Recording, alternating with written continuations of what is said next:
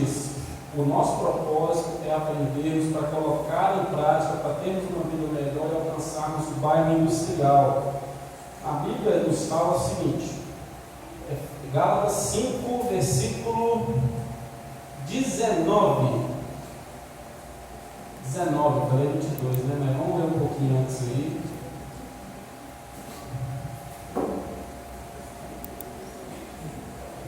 Cinco, 19.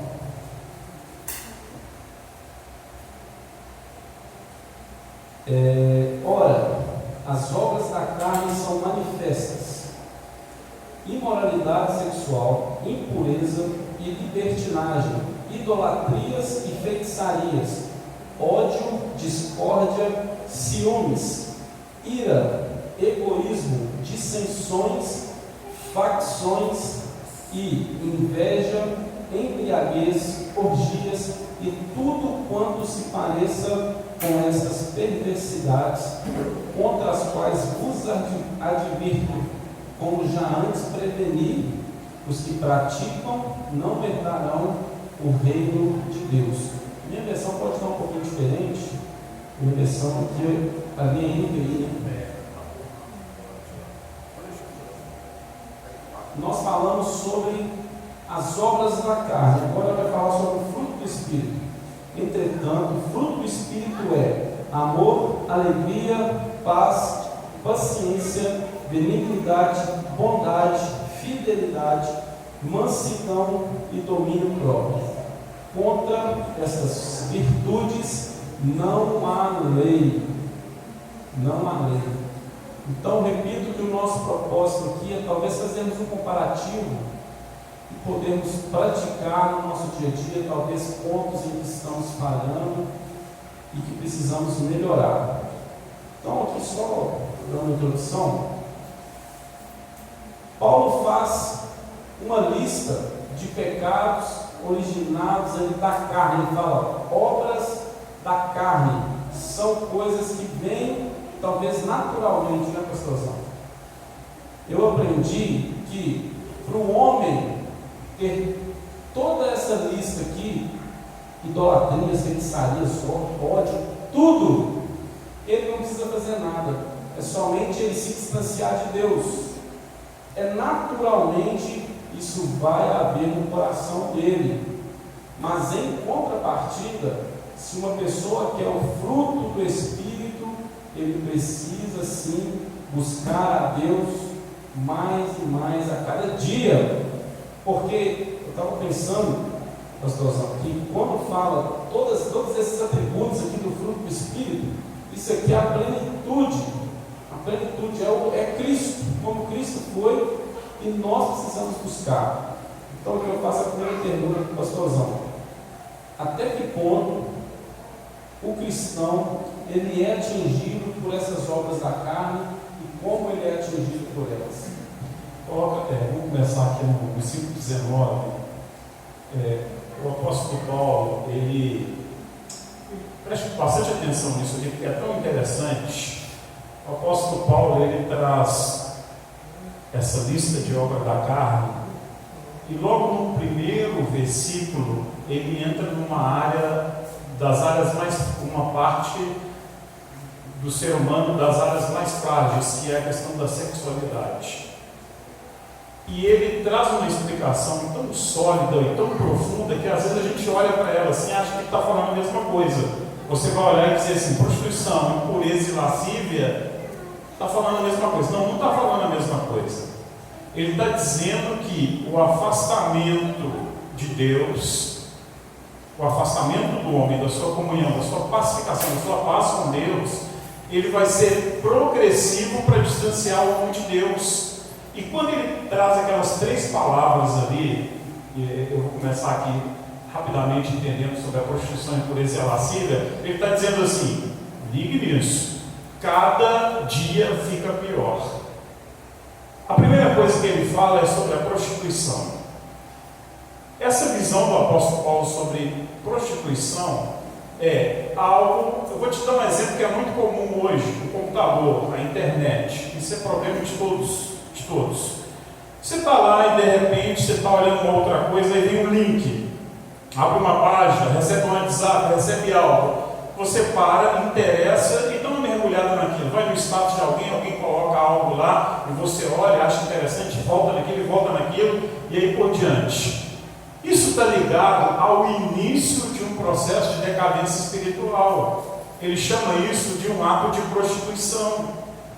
Ele não está dizendo aqui que essa prostituição é só aquela prostituta que vai lá vender o seu corpo. Ele está dizendo assim, olha, esse ato de prostituição, esse movimento é apenas o começo.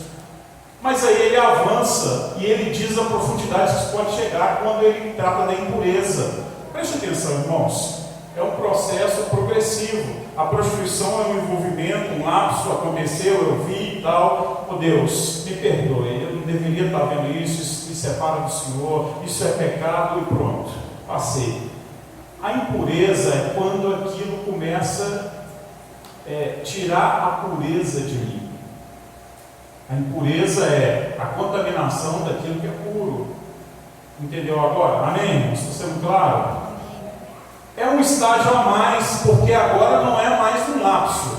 Eu olhei algo e arrependi. Não, agora eu olhei, gostei e continuei. Se eu continuei envolvido naquilo, eu vou começar a despurificar o que era puro. Então começou a ficar um pouco pior, porque agora aquilo ali começa a vir na minha mente. Às vezes eu estou num lugar, conversando com um homem, está conversando com a mulher, e ele projeta nela aquilo que ele viu. E aí aquilo ali começa a ficar dentro da mente dele, começa a atrair a mente dele, começa a tirar dele a vontade de adorar, começa a tirar dele a vontade de submeter ao querer de Deus, começa a tirar dele o desejo de cantar, de louvar, de vir à igreja, de orar, de ler a Bíblia, de ouvir um louvor, está tornando impuro. Aí ele fala do terceiro passo, falando sobre esse processo. O pastor Marcos começou a falar de regressão, que é a lascívia. O que é a lascívia? Na visão do apóstolo Paulo, é quando a prostituição já me atraiu tanto que ela passou a me deixar impuro, e o próximo passo é: eu estou tão impuro que agora eu não importo mais com a minha moral, com o meu pudor, com a minha reputação, eu não importo mais com o meu testemunho, eu não estou nem aí. Aí é quando as mulheres, eu vou usar esse termo, começam a diminuir a saia. É quando os homens começam a se expor, o hedoísmo, a se expor o seu corpo. É quando o ser humano já não está nem aí mais para expor a sua sexualidade, a sua intimidade aí por diante. Esse é o último estágio. Olha, eu comecei pela prostituição, aquilo me deixou impuro e agora eu estou escancarado. E esse trajeto ele pode ser feito por qualquer pessoa, A gente já viu casos como esse que eu passei, a Mauro e outros irmãos aí, com pastores que entraram nesse, pastores, são seres humanos, precisam de oração, precisam de vigilância, entrou nesse processo, começa pela prostituição, depois algo começa a ficar impuro, dominar a mente, daí a pouco não está nem aí mais se alguém vai ver, não vai ver, de que forma vai expor isso. Então é um processo agressivo, e o apóstolo Paulo diz, olha, isso não é importante. Esta obra da carne, este domínio da carne vai totalmente contra aquela sabedoria que nós estudamos na semana passada, que provém de Deus, que traz a misericórdia dele sobre a nossa vida, que manifesta sobre nós o fruto da paz, que é a nossa paz com Cristo e aí por diante. E enquanto o pastor falava, eu lembrava da minha querida avó, que já está com o Senhor, e quando eu era adolescente, passava Faustão lá. Sabe aquelas bailarinas do Faustão? Eu indico a você, não veja, principalmente Faustão, não veja Globo, televisão. Mas eu lembro, Heloísa, que na época ela via e falava assim: como é que vocês estão vendo essas mulheres peladas? As bailarinas do Faustão estão peladas? Eu não sei hoje, mas na época não, elas usavam as roupas bem provocantes. Para nós era absolutamente normal, nós adolescentes, porque a gente sempre estava acostumado com aquilo. Então é exatamente essa progressão. Para ela, aquilo era um absurdo, ela é de outra época, de outro tempo. Então as mulheres vestindo aqueles trajes eram um escândalo para ela. Então, há também uma pesquisa, que eu até falei sobre ela algumas semanas atrás, foi feita com os piores estupradores assassinos dos Estados Unidos, pedófilos, e todos unânimes disseram que eles começaram, o pontapé inicial foi justamente a pornografia. Nenhum deles jamais pensou: eu vou ser um pedófilo, eu vou ser um estuprador. Mas iniciou-se pela pornografia. Talvez ele foi devagarzinho, foi indo: ah não, isso aqui é um absurdo. Que é o primeiro impacto ali que o jovem tem. Realmente ele até assusta com aquilo, mas progredindo ele vai achar normal, ele vai buscar esse prazer, vai continuar progredindo até chegar no ponto de hoje. Infelizmente, eu sempre morei em condomínio fechado, e parece que as meninas de lá, e em outros lugares também, não é exclusividade não, há um uniforme para elas, não é, Márcio? O uniforme é sempre uma roupa provocante, sensual, e é uma coisa inacreditável. Como que começou isso? Pode olhar, foi como uma coisa mínima, pequena, e isso vai só se degradando. E uma pergunta: o cristão está livre disso, de cair nisso? Não, de forma nenhuma. A Bíblia sempre nos alerta a aprender as placas que o Espírito Santo levanta para todos nós. Você vê a história bíblica, né? Em determinado momento Deus falava para o povo de Israel: agora marche. Em determinado momento, faz um recuo aqui, né? A Bíblia todo o tempo está nos instruindo como comportar. Tem hora que ela manda você partir para cima da batalha, né? E avançar mesmo, e Deus está com você. Mas quando trata de prostituição, dessa área sensível do ser humano, a Bíblia manda fugir, porque todos nós estamos vulneráveis. Eu estou como pastor, o pastor Marcos está, as irmãs, os diáconos, todo mundo aqui está vulnerável. Então, o conceito da Bíblia é fugir da aparência do mal. E, às vezes, nós nos intitulamos fortes demais, né? E aí a gente se permite entrar em situações que vai nos comprometer ou vai nos deixar vulneráveis. Aos casados, conselho da Bíblia nessa área, as irmãs casadas, os irmãos casados aí, que a esposa sirva o marido e que o marido sirva a esposa. Que se tiver de apartar uns dos outros, que seja em comum acordo. Os homens digam amém. Amém. Esse foi fraco isso aí, só os casados, hein? Se tiver jovem e casado falando amém, eu vou orar com a posição de mão. As irmãs casadas, digam amém. Amém. Teve umas aí que não falam não, viu, Márcio? Amém, né? Mas nós não estamos livres. Precisamos estar em vigilância todo o tempo e nos fortalecer nas coisas espirituais. Por isso que eu vi o Billy Graham falando a respeito do culto e dizendo: olha, você fica se contaminando o dia inteiro. Você vai para o trabalho, tem uma turma que te contamina. Você vai para a rua, tem algo te contaminando. Você vai para a televisão, tem algo te contaminando. E a igreja é um lugar para você fazer essa descontaminação. E é mesmo. A Bíblia fala que a palavra é essa água que nos lava. Então você vem aqui, ouve a palavra, gera fé no seu coração, você arrepende, cria aquele ciclo de comunhão com Deus e vai se descontaminando. Então venha aos cultos, congregue, adore ao Senhor. Amém, Lucas? Irmão, sobre isso que nós falamos aqui, de passar por conta, alguém quer perguntar alguma coisa, ou falar alguma coisa? Sei que nós temos muito a acrescentar. Você estava falando sobre a questão, né, do crente se não vigiar.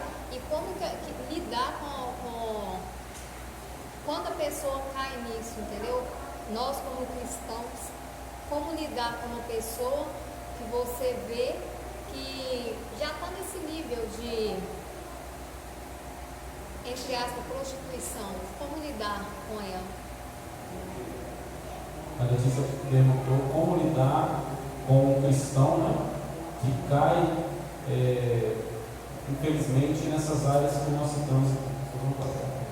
Irmãos, não cabe a nenhum de nós fazer nenhum juízo, porque a consequência desses atos é bem natural na vida das pessoas que envolvem por exemplo, se eu sou casado e há um rompimento de aliança, há uma adulteração de aliança, tratando aí do adultério, ela é rompida, vai haver consequência. Essa consequência já vai ser natural. Relacionado ao ministério, à igreja, a nós como responsáveis por essa coordenação e essa orientação espiritual, a Bíblia, ela fala a respeito de uma disciplina com um objetivo pedagógico. A disciplina não é para dizer assim, viu, nós enganamos, não. A disciplina é para que a disciplina bíblica é para que a pessoa reconheça o seu erro e ela arrependa, largue, confesse e reintegre.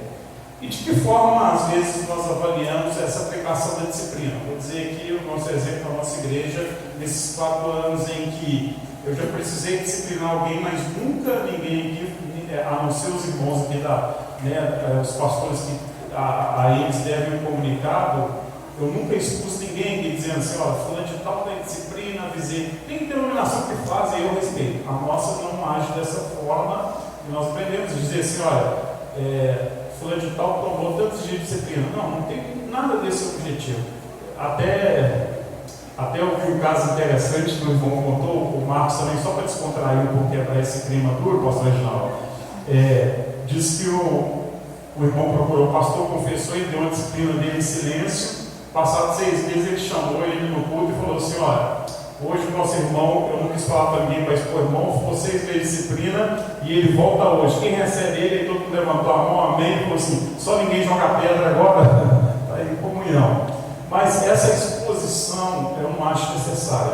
Agora, de que forma a nossa igreja orienta a respeito disso? Depende do impacto daquilo que você cometeu para se resolver pela sua confissão. Vou dar um exemplo de mim. Se eu sair daqui, fazer uma viagem, andar 1.000 quilômetros para um lugar que ninguém me conhece, ir lá, sentar no bar, colocar um copo de pinga lá, beber, ficar tonto e sair xingando todo mundo e brigando com todo mundo, num lugar que ninguém me conhece, de que forma eu preciso confessar isso? Entre eu e Deus. Porque eu não escandalizei o Evangelho porque ninguém me conhecia. Então, a consequência disso vai ser menor. Eu vou ter um problema com Deus, mas a consequência vai ser menor. Mas se eu fizer essa mesma atitude aqui no bairro, onde muita gente me conhece, e aí todo mundo sai falando, você viu lá o pastor lá, você viu? Por isso que eu não gosto da igreja, o pastor está bebendo no bar ali, prontou. De que forma isso vai ter que ser confessado? Publicamente, diante da igreja, submetido à disciplina, para que as pessoas entendam que houve um erro e esse erro agora precisa ser revisto diante da igreja. Então, não cabe a nós, como membros do corpo de Cristo, fazer nenhum juízo. Cabe a quem rompeu a sua comunhão com Deus, de tal forma que se requer uma disciplina, procurar a direção da igreja, confessar o seu pecado, e cabe à direção da igreja orientar aí para que essa atitude não volte a acontecer e de que forma vai se dar essa reintegração à comunhão do corpo de Cristo. Ficou claro ou não? Eu concordo com a questão da exposição, e aqui eu não sou muito edificado no Facebook, mas há uma exposição. Ele falou sobre o primeiro exemplo da pessoa que está longe, ele precisa resolver aquele problema. Ele foi lá, cometeu um pecado, ele precisa resolver aquele problema entre ele e Deus. Ele vindo, talvez, diante da igreja, falando isso, causaria muitos danos. Então ele resolve isso, ele causaria um escândalo, sem essa necessidade. Então eu vejo alguns irmãos de outras denominações, por exemplo, algumas linhas evangélicas que praticam alguns atos que nós não concordamos.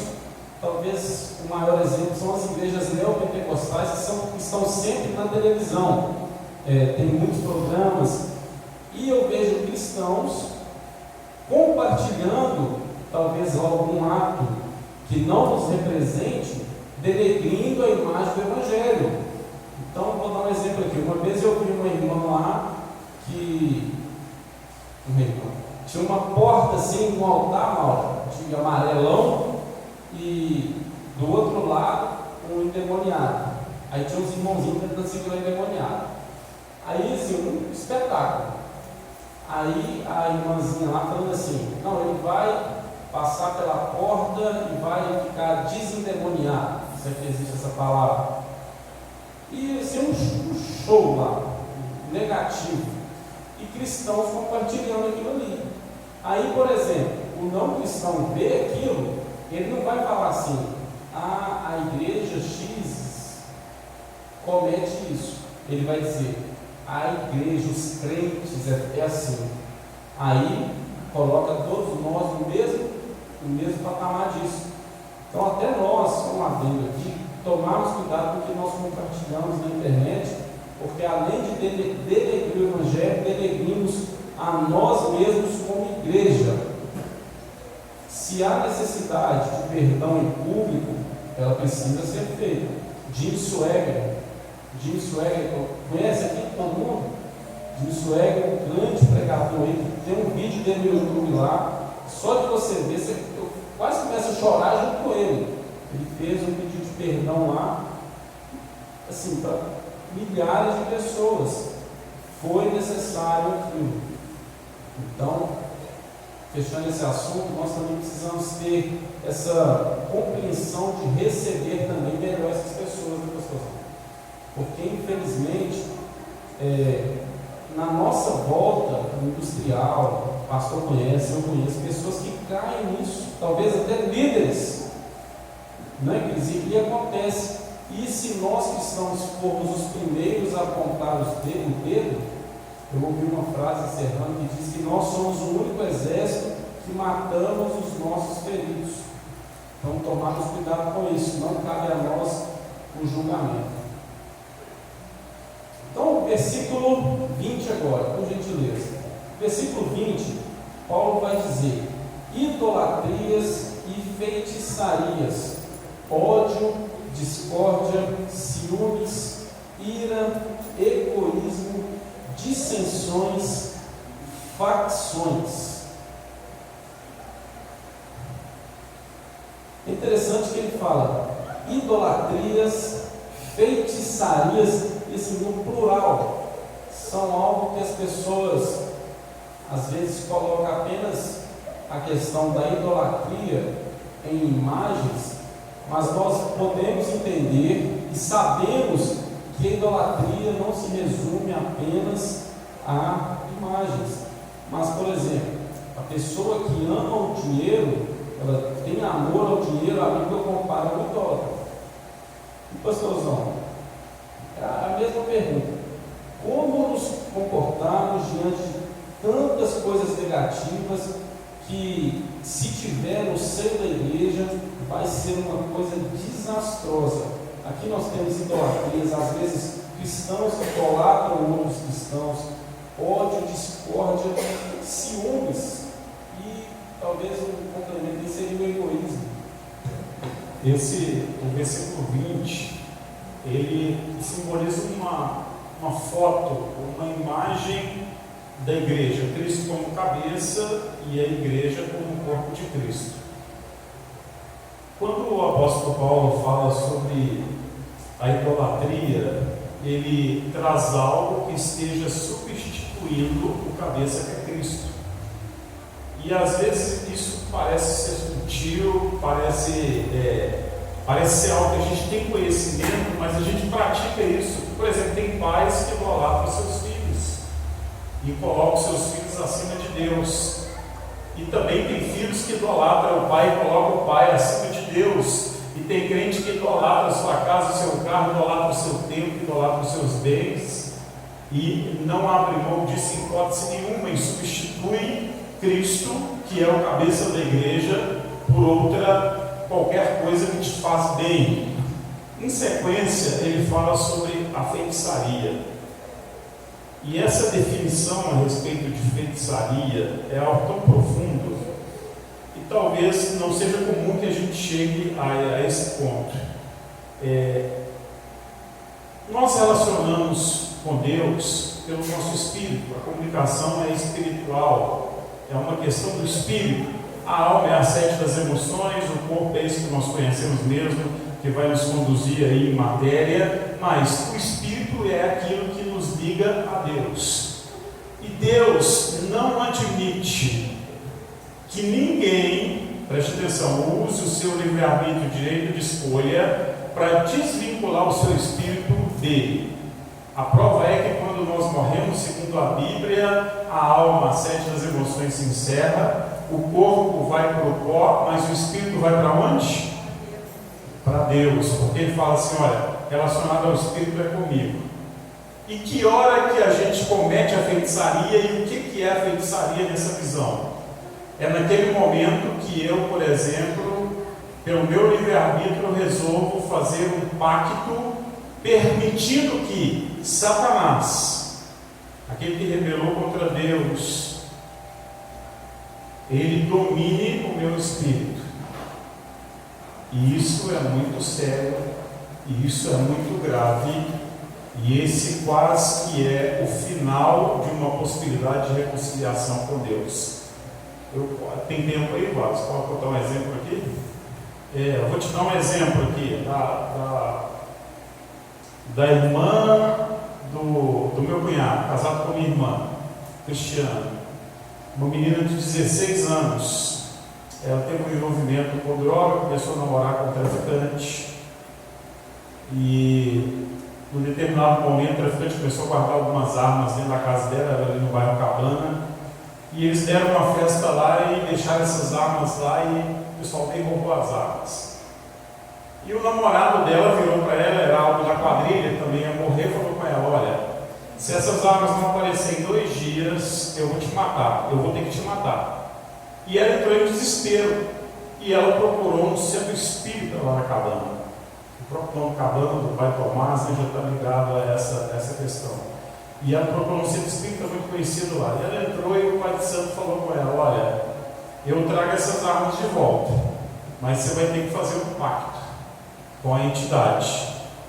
E ela, no desespero, sem nenhuma consciência do que estava fazendo, ela fez um pacto. E ela cedeu àquela entidade o direito de controlar o seu espírito. É o que o pessoal fala, entende como pacto de alma, né? Não tem nada a ver com alma, é espírito mesmo. É aquele momento que a pessoa renuncia a Deus e faz um pacto com Satanás e diz para ele, olha, eu te entrego, feitiçaria. E ela fez esse pacto e em sequência ela começou a passar mal, usar droga, entrou numa overdose, internou, entrou em coma e ficou em coma no Hospital Santa Casa. Coma, e aí ela entrou em processo de morte cerebral depois de ter feito esse pacto. E aí eu lembro que foi até uma experiência que Deus deu muito boa. Eu estava compartilhando com o pastor Reginaldo em Anádia esses dias. Eu lembro que eu fui levar a ceia para uma irmã da igreja que eu pastoreava, no 5º andar do Hospital Santa Casa, e ela estava no 7º. E eu servi a ceia para a irmã e até pensei, né, vou subir para o 7º andar aqui, já resolvo o problema lá, a hora com a família e tal. Mas o Espírito Santo falou comigo, não, desce lá, é legalidade. Eu desci lá embaixo, peguei a fila de novo. Na hora que eu cheguei na fila, a menina no caixa ficou endemoniada, falou que eu não ia subir, apontando ele para mim. E eu, a princípio, fiquei meio irritado, depois eu entendi que era algo espiritual. Eu lembro que eu subi e cheguei lá, a família tinha mandado chamar a família toda, e as máquinas estavam, o que estava ligado, né, tudo parado. E aí o Espírito Santo até me fez uma pergunta na hora, quem responde por ela nesse momento que ela estava? A mãe. Eu chamei a mãe e nós começamos um processo de oração, de renúncia, para quebrar esse pacto que ela tinha feito. E ela, preste atenção, irmãos, em morte cerebral, fazendo aquele protocolo para desligar os aparelhos que eles fazem 24 horas. Em morte cerebral, quando nós começamos a orar para quebrar o pacto, ela retomou a vida. Começou a mexer, os aparelhos voltaram, e veio a equipe médica, e ela foi restaurada, saiu do hospital, foi para uma clínica de recuperação em sequência, e ela, preste atenção, ela ia ir a óbito pelo pacto que ela fez. Então, essa questão da feitiçaria, da entrega do Espírito, é algo que, graças a Deus, creio que nenhum dos irmãos aqui corre esse risco, mas é algo muito complexo. E tratando, então, a idolatria, ela me faz substituir a Deus, a feitiçaria me faz quebrar o pacto de espírito que eu tenho com Deus, como Criador, aquele que detém o espírito. A inimizade me faz romper desse corpo. A porfia é uma disputa, ela me faz criar uma rivalidade. A Bíblia, até quando ela fala dos nicolaítas, né, ela vai citar isso, os discípulos de Nicolau.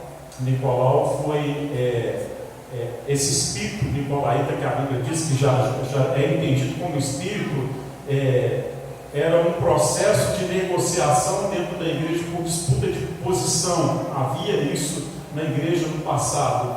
E a disputa era tão levada a sério que às vezes, segundo os historiadores, Nicolau ele oferecia a sua esposa em troca de cargo, virava um ato sexual de pecado para alcançar uma posição.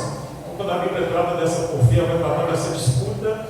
O ciúme é eu desejar algo que alguém tem e querer isso. A ira, ela é um processo que eu estou bebendo a água amarga, né? Eu estou no processo de amargura. A ira é aquilo que quase me leva ao rompimento com Deus. A Bíblia fala: ireis, mas não pequeis. Ela faz essa separação. A ira me faz revoltar muito profundamente contra uma situação. E o pecado é quando essa ira entorna e me faz revoltar contra a pessoa. A Letícia fez a pergunta ali: eu posso revoltar contra a situação, por exemplo, de alguém em pecado que não quer consertar, contra a situação, mas eu não posso revoltar contra a pessoa.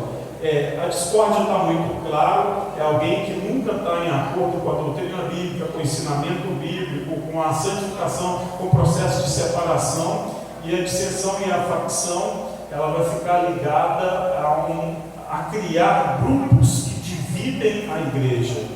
Às vezes está até ali, está todo mundo adorando juntos, mas na primeira oportunidade eu vou fortalecendo um grupo que vai ficar do meu lado, que depois vai levantar contra a liderança do louvor, depois vai levantar contra o líder dos diáconos, depois vai levantar contra o pastor, vai levantar contra essa e aquela liderança, e a partir daí a igreja está toda dividida e não é mais Cristo cabeça, mas tem outro Satanás operando como cabeça daquele grupo. Fechando a lista aqui: inveja, embriaguez, orgias e tudo quanto se pareça a essas, aqui na minha versão, perversidades. Então é interessante aqui rapidamente dizer que as obras da carne, elas atingem as três dimensões: a dimensão com Deus, a dimensão com os meus irmãos e a comigo mesmo. Então o primeiro aqui, contra mim mesmo, imoralidade sexual, a profanação do meu próprio corpo, a impureza, a libertinagem, tudo contra mim, a idolatria eu faço contra o meu Deus, a feitiçaria contra o meu Deus. Agora, os ódio, discórdia, ciúme, facções. Irmãos, se eu perguntasse aqui, quem aqui é egoísta? Quem levantaria a mão? Não precisa levantar, não. Quem levantaria a mão? Teve alguns que mexeu e me assustou. Quem levantaria a mão? Fala assim: quem aqui odeia? Quem aqui sente ódio? Quem aqui é faccioso? Gosta de uma divisão? Eu creio que nós sempre nos vemos como o mocinho da história.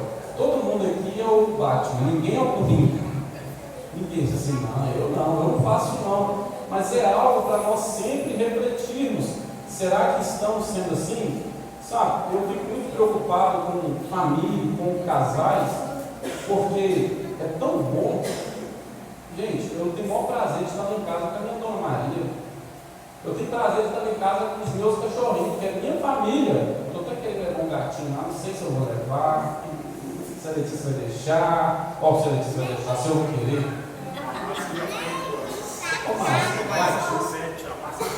A Márcia tem 7 gatinhos, está doando. 7 gatinhos fora o Miquel e o Robson, né? Não seria 9. Seria 9. Mas, irmãos, o propósito é nós fazermos essa reflexão. Se, por exemplo, eu chegasse na Letícia e falasse com ela assim: Letícia, você é muito facciosa, gosta muito de divisão. Será que ela pararia e ia falar assim: peraí, deixa eu pensar primeiro, refletir, aqui em algumas ações, para ver se eu sou isso mesmo. Mas nós, sabe qual é a nossa tendência? O que você me chamou? Eu vou virar a mão na sua orelha agora, eu não sou isso não. E brigar com a pessoa. Então não adianta nós falarmos isso se você mesmo não entender e falar, peraí, é mesmo. Vem aqui outra irmã, eu olho e falo assim, espírito de companhia não fica na nossa igreja, saia. Isso é facção, nós precisamos entender que pessoas serão enviadas à nossa igreja de todos os tipos, jeitos, culturas, formações, e nós precisamos estar sempre atentos para receber essas pessoas, tomar cuidado com a divisão do meu grupo. Graças a Deus na nossa igreja não há essas panelinhas que as pessoas às vezes tanto reclamam. É justamente por isso, entendermos que cada um é de um jeito, entendermos as limitações de cada um para nós estarmos unidos. Somos uma comunidade. E a Bíblia encerra esse assunto das obras da carne, irmãos, dizendo uma coisa que tem que gelar o nosso sangue, a nossa sobrancelha tem que arrupiar. Ela diz que advirto-vos, como já vos preveni antes, os que praticam essas coisas, o que vai acontecer? Quem quer herdar o reino de Deus? Eu quero herdar o reino de Deus. Eu sou um herdeiro, eu sou co-herdeiro com Cristo. Agora, por exemplo,